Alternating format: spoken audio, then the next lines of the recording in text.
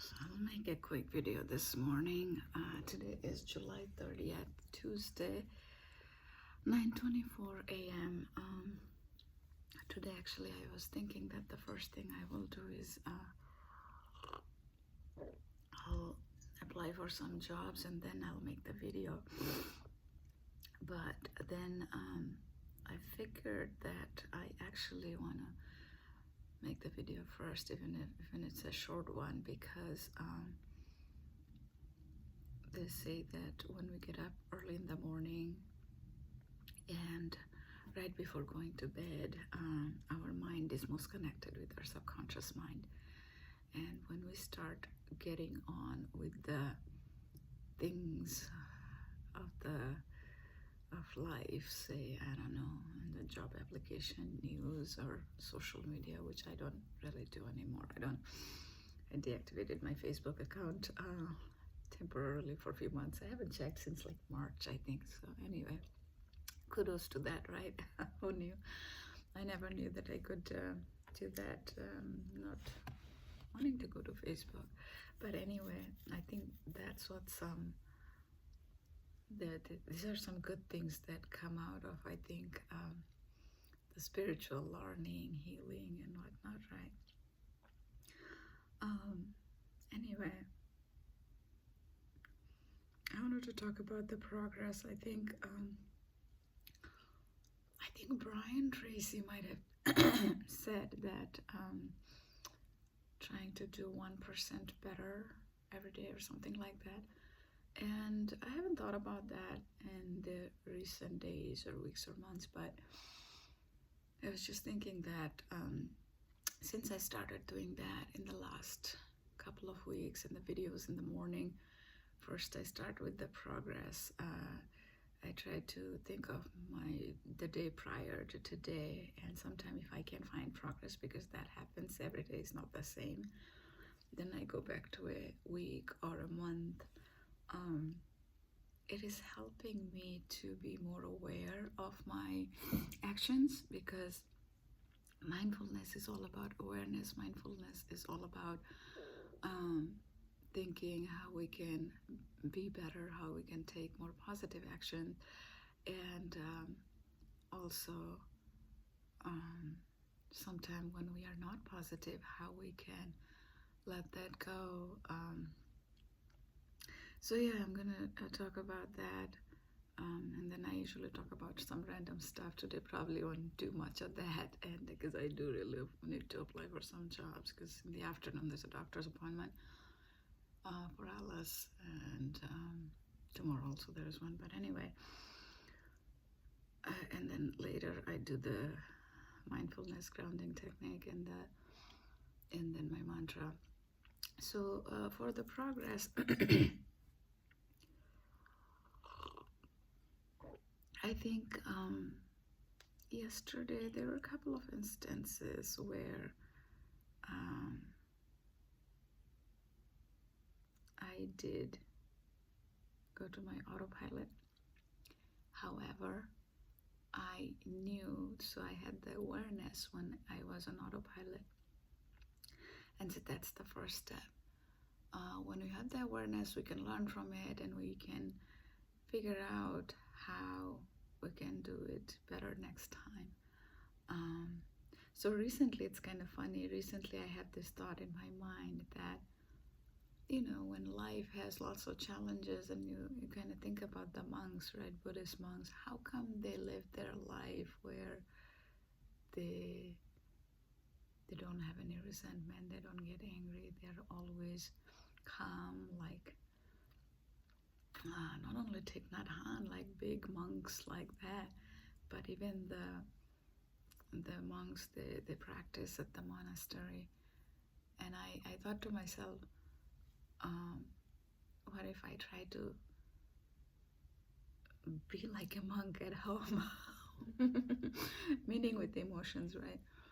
And a couple of days ago I was listening to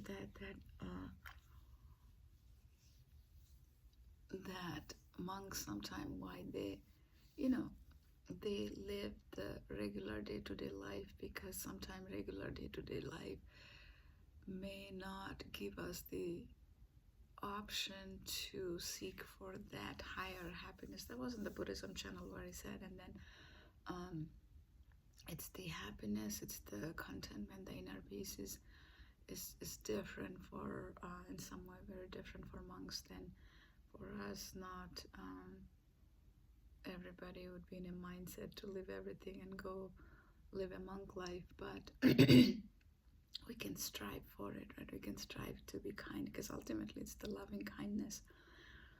And also recently I saw a couple of YouTube videos of where Jay Shetty had the book How to Live Like a Monk, and I know that there's controversy around it recently, but kind of gives you the idea, gives you the thought that what if, right? How you can live your life. So when a adverse effect happens and we react a little bit instead of responding, what other thing that I learned? So when I was going to bed, I was listening to this talk from Insight Timer, and through that talk I had this realization. They didn't directly talk about it, but because, you know, when you hear something and you start thinking something about in your life and how it resonates, how it connects. And I always say that, and which is true, is that even in my mantra I had the forgiveness, right? So I forgive all events and everybody, but we forget to forgive ourselves. So meaning when and they said that if you had done something wrong, if you reacted instead of responding, it's not that you said to yourself, if you forgive yourself, you say to yourself that it's okay, you can just keep doing that. But it is also so very necessary to forgive ourselves, because otherwise we hold on to that emotion, which could be guilt, resentment, anger, whatever that is, that stays with us. And not only it stays with us, our mind, it stays with our body, and then it piles on, right? So when I was listening to that, then I had the realization, and I tried to let go of that. I tried to forgive that version of myself, right? And again, moment to moment, we're a different person. I had to tell myself that at that moment, what I did is based on what I knew, based on how my body reacted. And in that talk, I also learned that, so some of the technique in that talk, it was saying that, I think they had an acronym, they call it ACT or something. But anyway, the point is that when something happens, and in Buddhism also they would say, you first realize in your mind, and then the mind goes in spiral, because it digs up that seed from that, like, you know, my good side and the bad side. When I say it digs up the bad side, and the good side goes out the window, because it's only one out of four major emotion, right? So three are negative, so it kind of goes there. But they say ground yourself somehow with your body, remind yourself that you have a body. And one of the easiest and quickest way I found is, I was trying the mudra, but don't remember when the things like that happen, right? So one easy way to feeling the feet, feeling the sensation of our feet. So remove your shoes or sandals, anything that you're wearing, and I'm going to try that. And challenging situation happens, just feel the feet on the ground. As I'm talking, I'm actually trying to feel the feet on the ground. I have a little rug, so I'm feeling the rug. It feels different than normally how it feels, because I wear slippers when I'm home, and the whole house feels like a slipper, right? And I think Wayne Dyer or somebody said that normally, like, you know, you're going all around the world, the whole world feels like soles of your feet, because that's what we wear all the time. So when we remove it, it's something different. It kicks in something that it reminds you that you have a body. And when you remember that you have a body, only then you would act or react differently, because our positive actions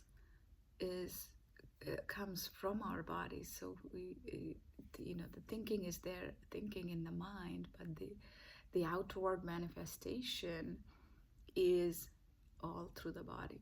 So in a difficult situation, let the mind do whatever it is doing. Get hold of the body. Get hold of the body. That's what I told myself. That's the lesson I learned yesterday, and I think I'm gonna try to work on that today. So that'll be a progress, hopefully. And tomorrow, when I make the video, I can talk. Excuse me. Talk more about it. Excuse me. Oh, it's a little cold. Okay, so now I'm going to do the grounding technique and then do my mantra and get into the job application.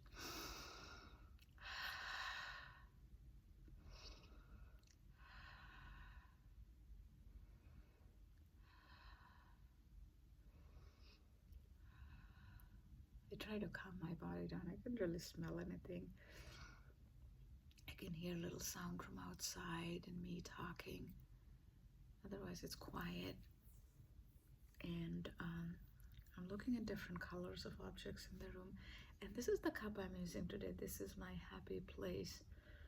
Because I wanted to remind myself of the present moment. Because Thich Nhat Hanh says that happiness, you can't find happiness from the past or the future.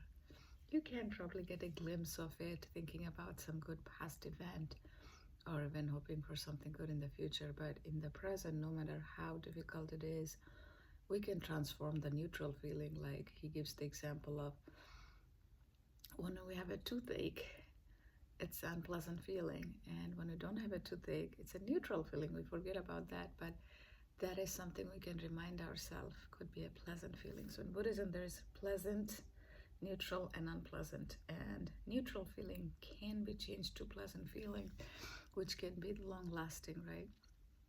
So we get to eat every day. Not many people have that option. People die of hunger. And the sky, the moon, the tree, Mother Earth, right? Those are the constants we have. We can be grateful for that. The clean water, the air we breathe. So yes, eyes and taste coffee, and I'm having some energy square. I'm actually halfway there. I talk about energy squares a lot, so today I'm going to show it how it looks like. It's like the energy balls, but they're energy squares. I make it with lots of different nuts like peanut, almonds, almond flour, chia seed, and a little bit peanut butter, coconut flour, oatmeal, lots of different things. And they're pretty healthy. I try to eat them a lot of time with coffee in the morning for breakfast. They're a good snack also. So yeah, and last night I just remembered what I ate. And that's the thing also, they said that we forget about what we ate last night, right? So with the mindfulness practice, I'm remembering that. And it's not about just remembering what I ate last night. That's not as important, but it's about living mindfully, right? Instead of always chasing what's next. So it's about training our mind. Finally, the temperature is a little cold. I feel the cloth, the fabric book here. I will post it here. It's a purple post-it. I used the purple post-it for writing the gratitude this morning, and also have a purple pen. Alice actually likes this. She likes purple and pink, my daughter Alice. And then finally the mind. So the mind, even though I'm trying, it is going a little bit where I'm thinking I have to apply for jobs. So, but it is less than how it would be otherwise, where my mind, I'm able to keep it calmer than normally I would.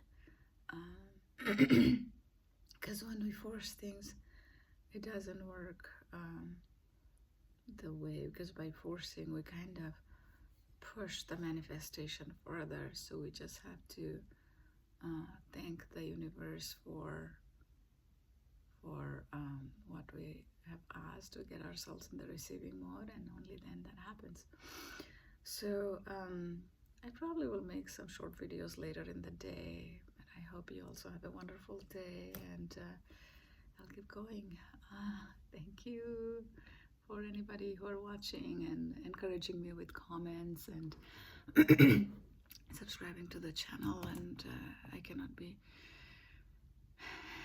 more thankful for your support, the humanity and the kindness that all of you show. We don't even know each other, but you're supporting me in my journey. You're talking about, somebody said, you are a kind soul. That is so kind of that person to say that. Or you're a good soul, something like that. And that somebody who doesn't know me said that. It makes a difference. It makes so much difference. It helps you to continue with the goodness and kindness more with others, right? And that's what I want to do. So your encouragement means so much to me. And so many others also have commented nice things. When I started this channel, I started just as a journaling, and then started seeing that how people are encouraging me. And sometime in life, as we go through challenges, we forget the kindness and goodness of the people, and that's how sometime even receiving a very kind comment or things like that can make our day, can make us feel better. And somebody said that, I'm happy that you're enjoying the little things. Keep enjoying the little things and share with us.